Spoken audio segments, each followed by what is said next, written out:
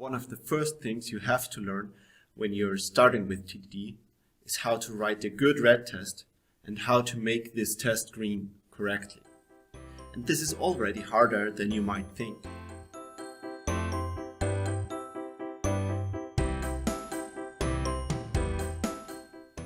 Because a good red test constrains the implementation that you're about to write in just the right way, not too little and not too much. It takes you closer to your overall design goal, and this design goal might still be pretty far away. And a good red test enables you to write the next implementation and to also make the next test red again. To make this test green, you'll have to write the smallest possible implementation. And most programmers I know were surprised or even shocked how small this implementation sometimes has to be when they first learned about test-driven development. So, my name is David, and in this video series I'm showing you tricks and techniques and also other interesting stuff around the general topic of software development. And by the way, if you like this video, please share it with your friends and followers and subscribe to my channel. That would be awesome. So, how do you get from red to green? And isn't it red-green refactor?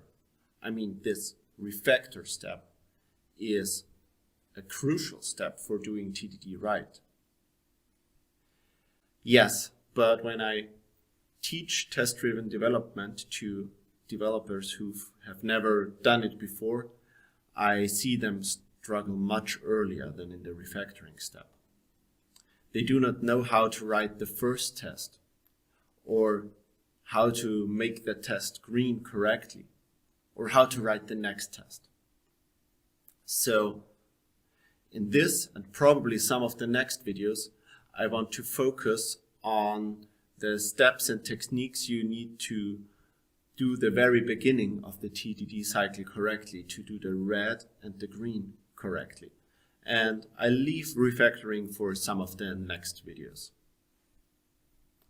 So, when I teach TDD trainings or when I teach test-driven development as a part of a larger training, then I usually ask the attendees to write a hangman game in a test-driven way before explaining too much about test-driven development. I want them to try it out first. And all of them manage to write a red test and to make this test green, but then the problems start. They do not know how to write the next test, or they do not know how to make it green. They write tests and implementation that do not bring them any closer to their overall goal of implementing a hangman game.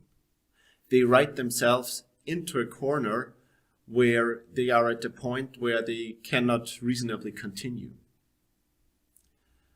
And the solution here is that they have to take smaller steps, sometimes comically small, while still keeping the overall design goal in their head. And those two things are a little bit contradicting, especially when you don't have experience or practice in doing TDD. So that means think before even writing the first line of code or the first line of test code. Think about your overall design goal and have a list of goals you want to achieve, and refine this list as you go.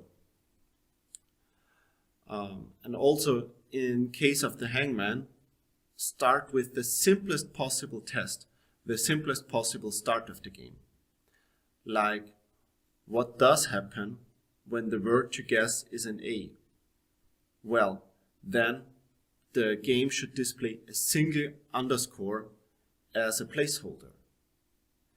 And then write the simplest possible implementation where the game just returns a single underscore as a placeholder all the time.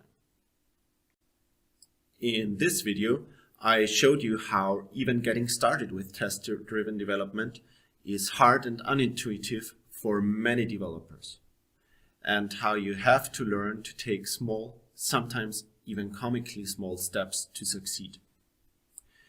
In some future videos, I want to get into some more detail about this. Like, why do I need to take small steps? What does triangulation mean, or what is the specific generic rule? And I also want to show you more code. So, what was your biggest problem when you started with test-driven development? Or what keeps you from learning it? What are your challenges now? Please tell me in the comments of this video or shoot me a tweet to @dtensor. And if you liked this video, please share it with your friends and followers and subscribe to my channel. That would be awesome.